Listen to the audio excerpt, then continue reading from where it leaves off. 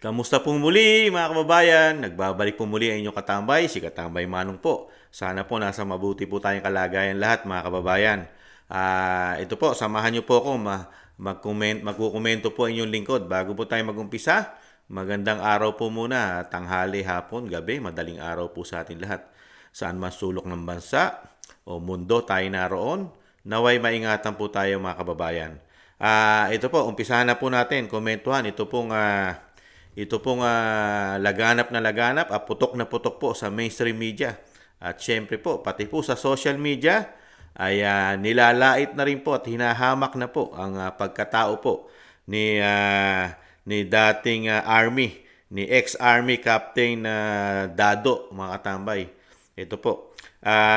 Sinampahan na po kasi ng kaso ng CIDG, Chief Nicolas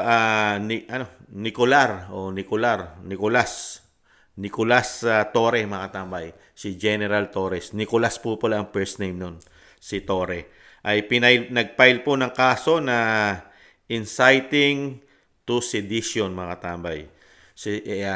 Talagang mabigat po dahil ito po ay matindi po ito. Dahil ito po ay pag-uudyok po ito. Pag-uudyok laban sa gobyerno, mga katambay. Medyo mabigat na kaso po ito. Ang sinampa po sa kanya. Talagang nagbabadya ka ng kaguluhan at hinihikayat mo na labanan ng gobyerno. Ganyan po yan eh. Kaya medyo mabigat po ang kaso. Kaya lang po, ang pinagtataka natin, hindi lang naman po si Captain Dado ang nakakita po ng problema ng bansa. At talagang hindi lang naman din siya ang nagpapahayag. Kauna-unahan po nagpaputok na may problema na ang ating bansa, lalo na si Kati Binag, di ba? Si Kati Binag ang number one po talagang nagsalita na talagang magkakaproblema ang ating bansa dahil meron tayong pangulo daw na bangag at gumagamit ng droga. Pero hindi po siya nakasuhan at hindi pa rin kinakasuhan ng DOJ at ni Chief General CIDG General Torres, mga katamay. Bakit kaya? Bakit kaya pagdating kay Kati Binag bahag ang mga buntot nila na napakaraming pahayag na pinatutukuyan ng buong halos First Family, ang First Lady at ang Pangulong Marcos ay gumagamit daw po ng droga, mga katambay. Pero ito po, pakinggan po natin ang pahayag po ni General Torres dito po sa sinampan nilang kaso na inciting to sedition, mga katambay, kay dating ex-Army Captain Dado. Dado po kasi ang ano nito sa YouTube mga katambay. Pakinggan po natin. Inyong final at against po kanino?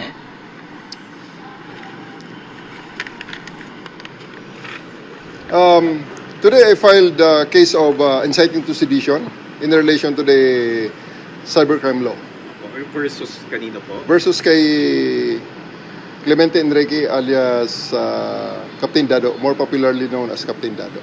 Specifically, ano po yung mga nagawa po niya para sa kasong ito? Actually marami kaya nandito sa complaint affidavit ko, napakaraming instance na calling for sedition against the government. And even during the time when I was the regional director of Davao, during the Hunt for Kibuloy, siya yung nanawagan na ang lahat ng mga pulis at sundalo ay sumurrender sa local government na naka-unload ang mga baril, naka-point downwards at i-abandona na ang trabahong inuutos ko at ginagawa namin.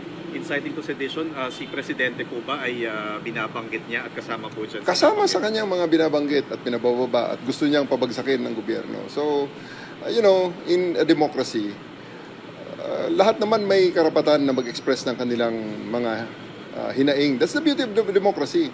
Pwede kang mag-express na yung opinion. However, there are limitations. It should be made within the bounds of the law. Kaya sa ngayon, ang response natin dyan sa ating mga nakakitang paglabag ay i-file ang kaso sa DOJ so that they will have their day in court. They can make their counter affidavit. They can give their counter affidavit sa ating DOJ at pag ma-resolve na at iangat sa korte sa paglilitis, they can have their day in court. Sir, as CIDG as an office or personal po ito? I'm representing myself in many in many instances at kasama rin ito sa aking pagiging chief ng CIDG. Okay, sir, just to elaborate, ano yung mga instances po, specific instances na sinabi, mga instances, occurrences nitong si Captain Dado? Yeah, napakarami. Gaya ng Give mga us one sinabi ko. medyo Yeah, shocking. like yung unang isa sa mga instances na sinabi niya, yung i-abandon namin ang pag-implement ng warrant of arrest kay Kibuloy before.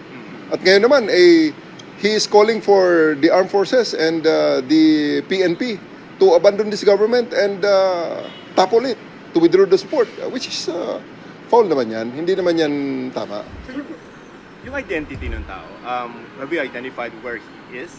Hindi Paano yung process na, sir? Well, may mga may mga known addresses na kaming nakuha, sinite na namin sa kanyang sa complaint against him. Okay. At tingnan na lang natin pag nagsabit siya ng counter affidavit ko anong gagamitin niya. Sir, for the record lang, anong yung YouTube account yung tinitingnan ninyo? Actually, maraming YouTube account ang ginagamit niya at may mga nagre-reshare at mga nag-host din ng kanyang vlog. Sir, na yung ibang mga resharing, at yung mga nag-reshare, sabit yun, hindi po nga. Tinitingnan natin dahil tinitingnan natin, pinag-aaralan natin, may DC-20 pa naman, case build-up naman, sa ibang mga sites na yun, na ibang mayari. So parang warning, sir, na Hindi naman warning. They can do it. Hindi natin nire-repress, hindi natin dinidiscourage, hindi natin sinusuppress ang pag-express ng opinion kahit kontra pa yan sa posisyon ng gobyerno. Ang sinasabi lang natin is that it should be done within the bounds of the law. Sir, yung pagiging ano ba niya, dating sundalo, may factor din ba yun? Kasi you could have just dismissed his statements, pero yun nga, malaki ba yung Mabigat ba yun? Mas influensya rin mabigat? niya? Mabigat ba yung ganong posisyon? Well, una, hindi naman natin tinitingnan sana ang pagiging sundalo niya. Pero siya mismo ang nagsasabi. Nagbe-beret pa nga yan habang nagsasalita eh. So I just don't know if that unit who owns the beret will actually sanction what he is doing. So kaya nadadamay talaga. Inevitable na madadamay yung dati niyang unit yan. Establish yun, sir? Na talagang sundalo to. Yeah, dati sundalo. And sinasabi niya na retired siya, although na-find out natin na nag-resign. Resign. Maaga, sir, ano? Mga ilang ganong katagal? Kapitan lang naman ang inabot niya na ranggo eh. Hindi naman Ayan mga tambay, pahayag po ni General Torre ng CIDG at talagang puspusan na po at siya ay magpapail na po ng kaso sa korte ang inciting to sedition mga tambay, ang pag-uudyok at sinasabi nga pong paglaban, pagpapabagsak sa gobyerno mga katambay. At pinag-aaralan na rin po nila mga katambay, siyempre po yung mga nag-share, yung ginagamit po ang video ni Captain Dado, mga katambay. Kaya yun daw pag-aaralan pa naman, mga kababayan. Pero hindi naman daw po yun udyat na yung malaya mong pamamahayag o yung iyong nakikita sa gobyerno. Hindi naman daw po nila kinikitil, mga katambay. Hindi naman nila kinikitil. Kaya lang po, nakikita lang po natin, one-sided lang po. One-sided. Kasi pagdating po sa kay Vice President Sara Duterte at sa mga Duterte, talagang wala po silang nakikita dyan. Pagpapabagsak, mga katambay. Lalo sa social media, halos ikutsain nila. Kutsain po ang Vice President at pati ang personal niyang buhay. Kung kanino ini-involve, mga tambay, pati sa basketballista, napakarami po na ginagawa po na pinasasama ang Vice President. Pero wala naman pong diyan ng gobyerno. Hindi naman po sila nakatuon diyan. Nakatuon lang po sila kasi may katotohanan yata. May katotohanan. Dahil alam naman po natin, si Captain Dado, talagang nahandun po kasi yung kanyang dismaya. Nadismaya po kasi siya. Sobrang dismaya niya po sa administrasyon po ng Pangulong Marcos, mga tambay. Sobra. Dahil naranasan niya po na nagkaroon po kasi ng presidente na ang dating Pangulong Duterte. Nakita niya po kasi yung napakaraming binago, napakaraming ginawa. Lalo po sa larangan po ng men in uniform. Kasama po siya ron. At napakarami po kasing ginawang pagbabago Lalo po siyempre, number one, yung ginawang pagbabago po sa kanilang mga retirement. Di ba? Halos na doble po ang kanilang mga retirement, ang mga sweldo, ang mga allowances ng men in uniform, mga katambay. Samantala ngayon, pagpasok po ng bagong Pilipinas, ay binabawasan pa po. Binawasan pa po ang kanilang retirement po yata, mga katambay. Dahil kailangan po ng pera ng bagong Pilipinas. Kaya hindi rin po kasi malayo na nakahawak din po ito eh. Nakahawak din po siya ng video ng USB na galing po kay Kati Binag. Mukhang nabigyan din po siya. Kaya po sobrang galit po niya sa kanyang dibdib na nagkaroon po ng presidente dahil mismo, di ba? Sinasabi rin po ni Captain Dado na talagang ang presidente ay bangag, di ba? Bangag. Lagi po na nasa video niya yan eh. Na talagang ano ang ginagawa ng mga kapwa niya, men in uniform, di ba? Active o retired, di ba? Sinasabi niya na talagang ang tahasan niya sinasabi, ang presidente ng Pilipinas ay bangag, gumagamit ng droga. Kung wala po itong hawak na, katulad ng sinasabi ni Kati Binag, kung wala itong hawak na, napanood na video galing kay Kati Binag, hindi rin maglalakas loob ito na talagang magalit sa puso niya. Nasa pagkataot puso niya yung, na-dismaya. Sobrang dismaya siya sa nangyari po sa ating bansa. Nahando na kasi nakikita po kasi natin nahando na yung momentum ng bansa nung maumpisahan po ni dating Pangulong Duterte ang pagbabago, lalo sa korupsyon.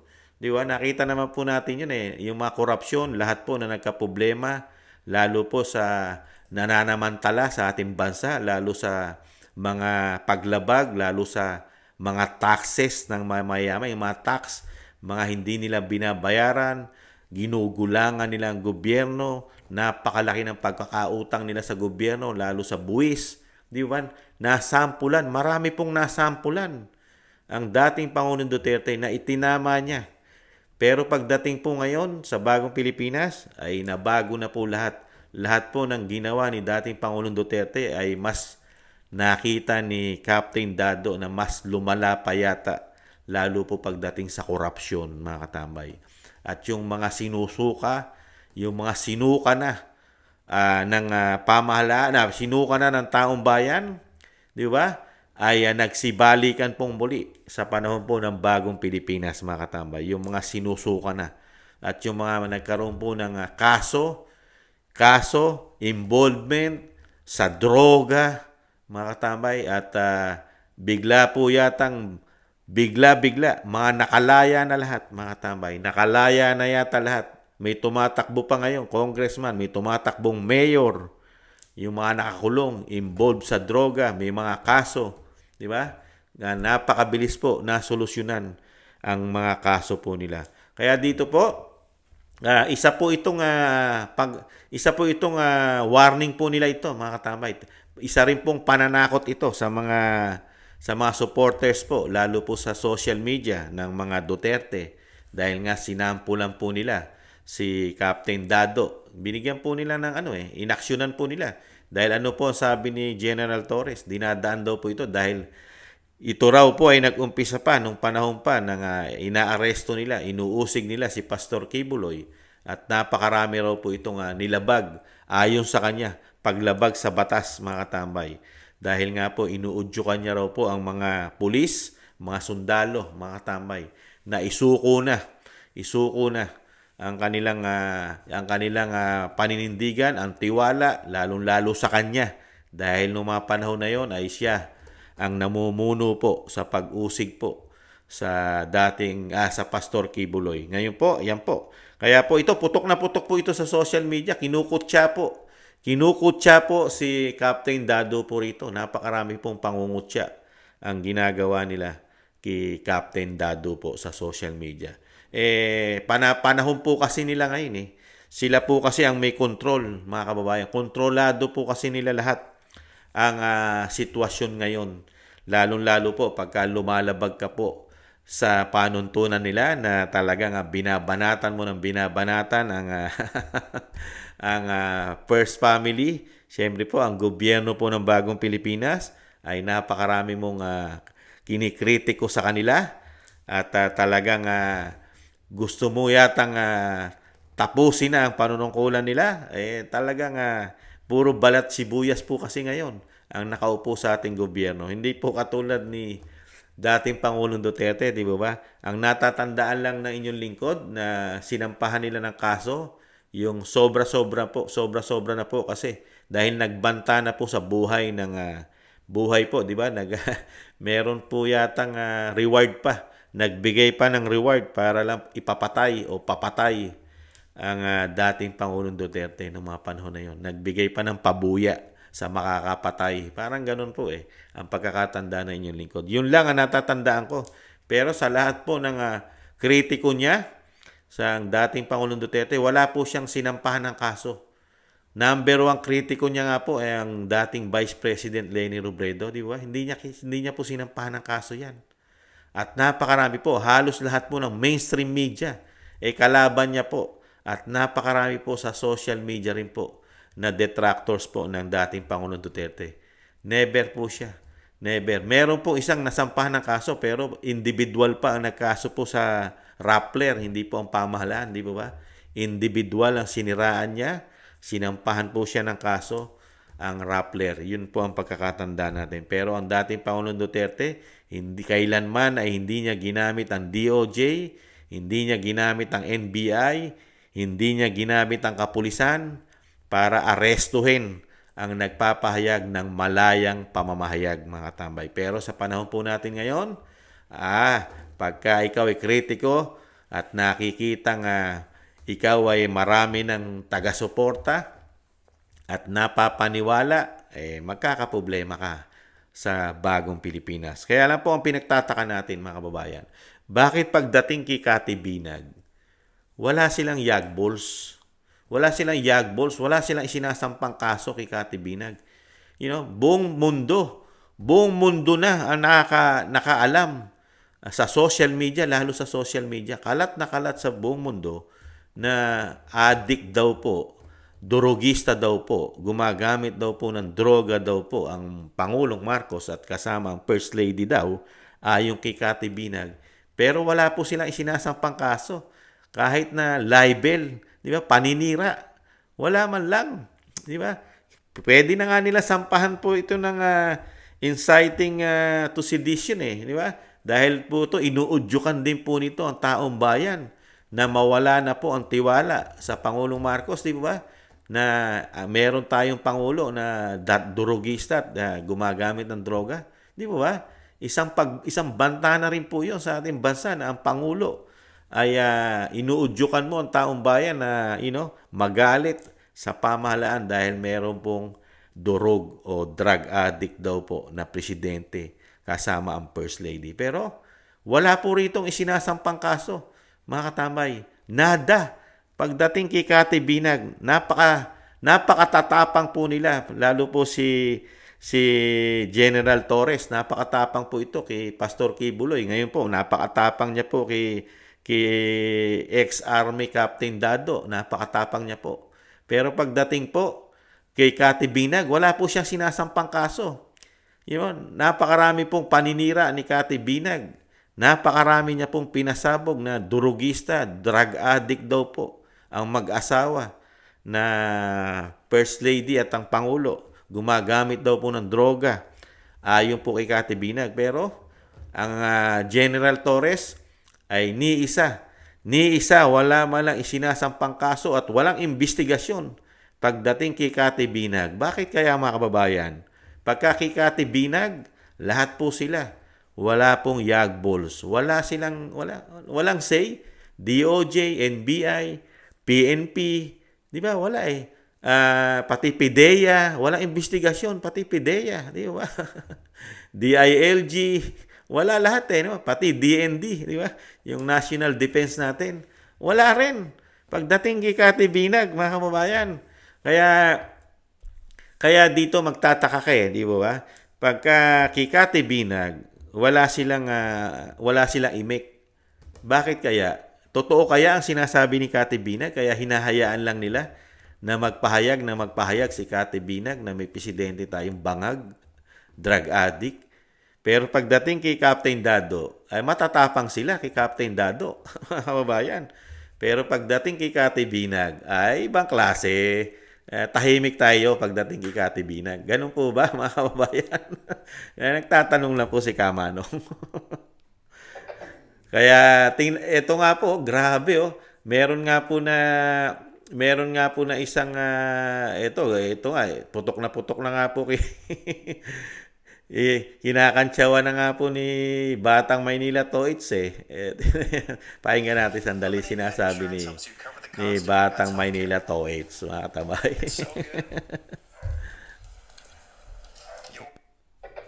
Yun, magandang hapon po sa inyong lahat mga kababayan. Pakinggan. Mabilisang balita lang mga kababayan. Ito pong si General Torre. Uy, na-miss ko si General Torre Idol! Idol ko to General Torre. Dahil sa ginawa niya dyan sa paghuli kay Pacquiao mga kababayan, kay Kibuloy. Na hindi siya nagpatinag. Kahit binabanatan siya ng mga ibang mga senatong, mga kababayan, hindi siya nagpatinag.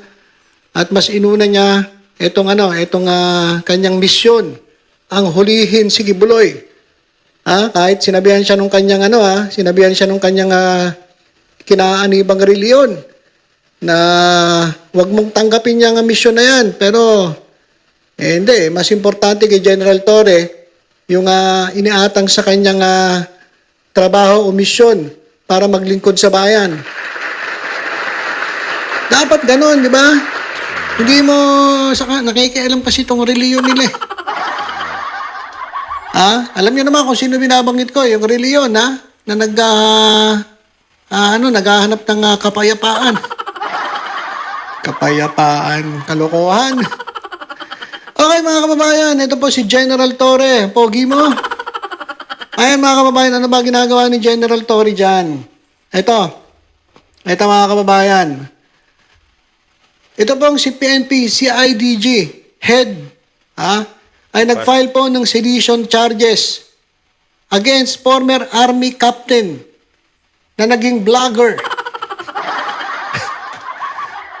Lahat na, mga kababayan, vlogger na no?